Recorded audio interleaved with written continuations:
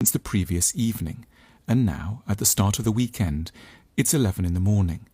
A succession of small bits of bad news have been coming in over the past 24 hours. Someone's unhappy with our performance at work. A customer complained about our attention to detail. We have a traffic fine to pay. The milk is off. A friend is accusing us of not caring enough about them.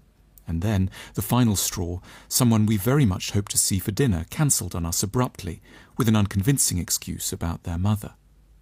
We try to keep the different strands separate, but eventually, in the stillness of the small living room, they coalesce into an overwhelming impression.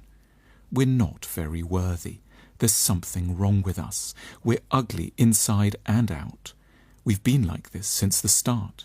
No one likes us. We're going to die alone, unhappy and mediocre. The impression is stronger than we are. We curl into a ball and can't hold back a tear, which rolls onto and is absorbed by the grey-green sofa. 10 minutes pass, then another 20. Finally, we can't take it any longer. We have to pull ourselves out of the spin.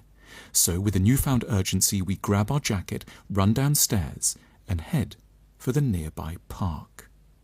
This expanse of green was laid out by a group of enlightened planners and municipal engineers a few generations ago. There's an inner and an outer circle, a small fountain, a playground, and a statue of a man who pioneered research into bees. More importantly, the park has very little idea of us. It hasn't heard of our place of employment. It doesn't have any views on our romantic life. It couldn't care less whether we're alive or dead. And the ignorance, far from crushing us further, has an immediate soothing effect. A grand oak tree that's been sitting patiently in this spot for 150 years at least has priorities blessedly far from our own. It's pulling nutrients from the soil. It's showing its freshest, newest leaves to the sun. It's providing a nesting place for robins and an athletic park for grey squirrels. The indifference is not nature's alone. There's a person in scrubs on a break from the nearby hospital, sitting on a bench with a flask of tea.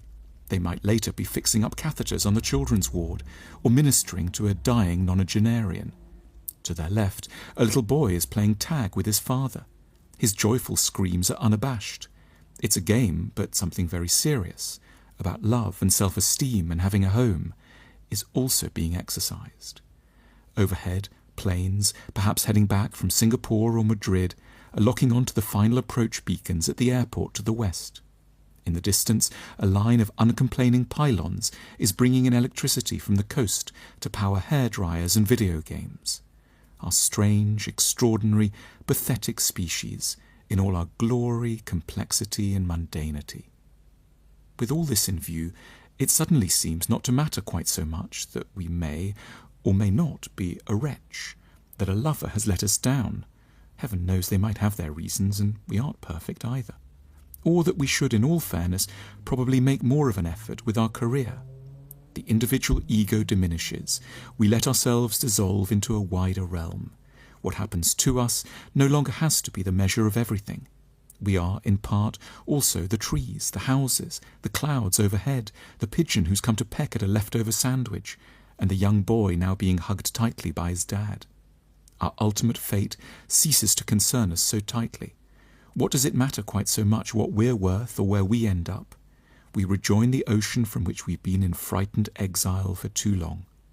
None of the elements that have helped us to recover our balance care to articulate a theory of existence. They may have one nevertheless. The oak tree has its own distinctive silent take on love, achievement, success and power, as do the clouds, the robins, the squirrels and the contrails. Each one of them is whispering, very quietly indeed, matter less, forget more, open your heart, let go of your resentments, surrender.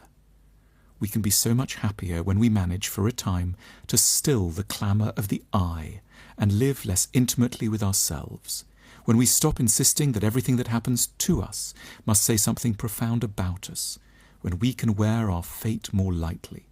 We may end up alone, we may be foolish, we may be sad.